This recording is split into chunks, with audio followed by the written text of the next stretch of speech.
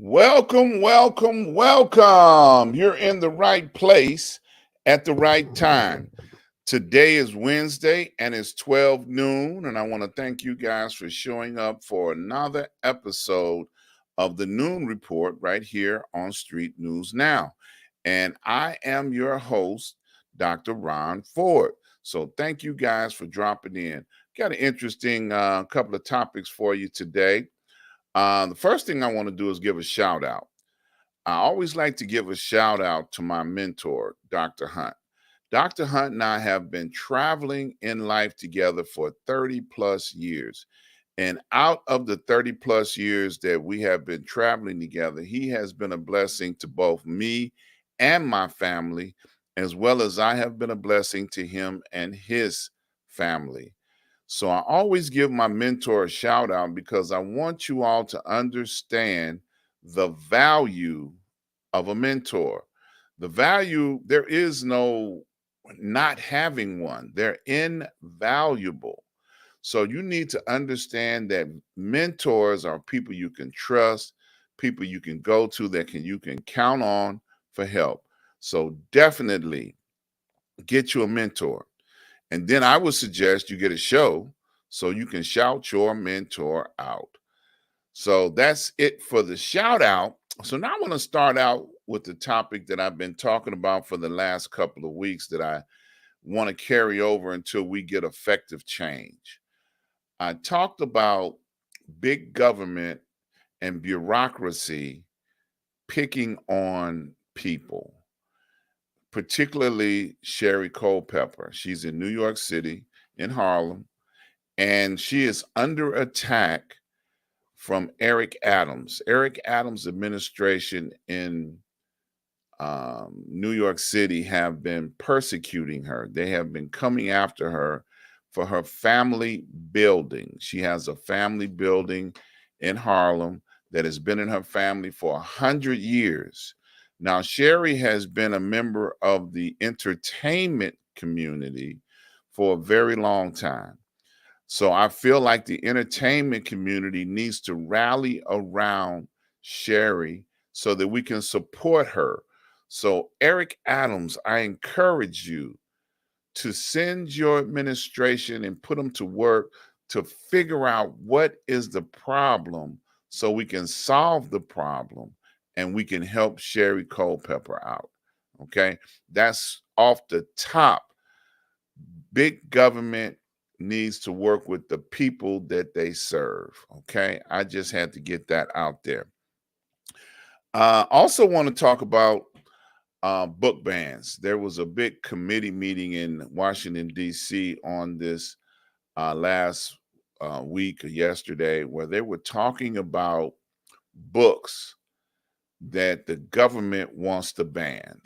Well, I think that's getting into dangerous territory because when you start banning books, then that's the government trying to tell you what you should know and what you shouldn't know. That's the same debate about critical race theory and changing history. They want to rewrite history to make it more comfortable.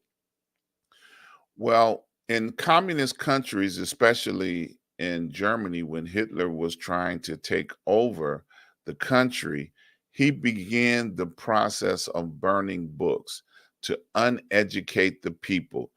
So that's not the place of government to be in. I think it's a dangerous area. I think it's a dangerous precedence to set. I am proud of the state of Illinois for not banning books. And if there's anybody that's going to ban books, they're not allowed to get state funds. Libraries, you don't have the right to ban books. Now, are there books that are not for everybody? I totally agree. But that privilege should be that of a parent. Between a parent and a child should be the ones to determine what information you allow your child to have access to at any given time. Just like social media, you have to patrol and protect what social media exposes your children to. So there are safeguards that you can put in place that is the responsibility of an adult. So if you're an adult and you want to read something of that nature, you should not be denied. You know, if you want to read about Black history, you should not be denied. Should they change history? No. Should they ban books? No. Those are privileges that adults should have for themselves. Don't ban books. It doesn't matter what's in the book. Don't ban books. So I encourage all adults to stand up and say, how's government going to tell me what to do with my eyeballs? Hello? These my eyeballs. If I want to look at this and find out what it's about, good. If you're mature enough to be able to read it and say, ah, this is nothing, then you're mature enough to be able to do that. So don't ban books. Government, get out of the book banning business. Okay.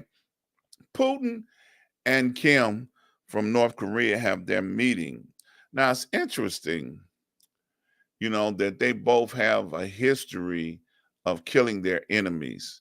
So now they have joined forces and the world is watching to see what's going to come out of it. I'm sure Kim wants to get some more weapons that he doesn't have access to.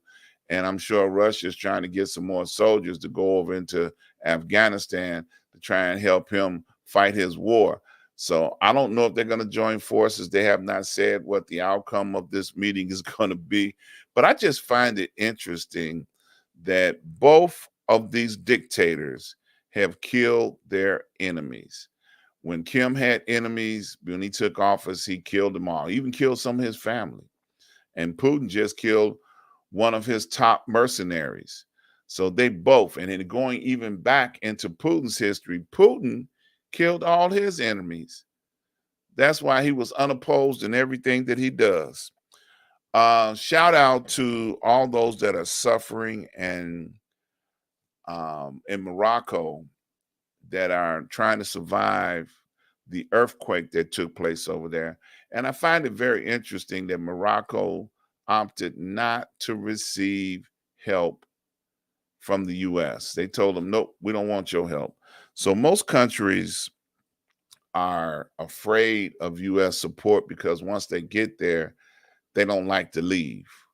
Once you go into a country, they get in there and they provide aid, and all of a sudden, oh, this is a nice place. I think we like to stay. Morocco said, nope, we don't want your help. We'll figure it out.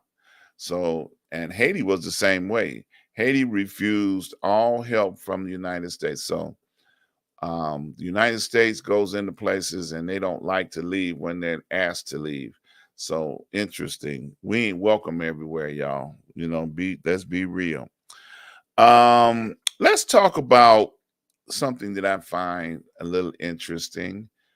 Portugal had a wine container break open from one of the wine storage houses, and they had red wine flowing in the streets. Now, there's going to be, you know, probably a fortune lost in that wine, but just the idea that wine flowing in the street is just so interesting. Now, people were saying they would drink it, but I don't know. I don't think I would want a glass of red wine that poured down the street of Portugal. I just thought that was kind of interesting. I want to talk about broken government again, the brokenness of government. You know, the megas launched an impeachment process against the current president, Biden, for no reason, just because they can and they got the votes to be able to do it. But they have not found any connection between the president and or his son, which they keep saying that they're going to have a trial on Hunter Biden. And only thing they can convict him on is having possession of a gun while on drugs.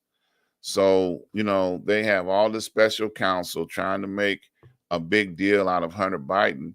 And Hunter Biden had already had a plea agreement on the table that they took off because they didn't like the idea that Hunter Biden wasn't in more trouble than what he was. So now McCarthy has sat up there and said, well, we want to do an impeachment so we can try and connect the presidential finances when he was vice president to that of his son. We know he did something wrong. No, you don't. The special counsel have been looking into this for so long that they have not found anything or no connection. Hunter Biden is not in any public office. He hasn't done anything that anybody else whose son or children have done. Let's go back to Trump. Trump's son, Jared, made billions of dollars being the son of Trump with other governments, but yet they're not calling him on the carpet for the money that he made. So people in government are saying, well, no, it might not be the right thing to do, but they do it. There are people that make money off of being in office.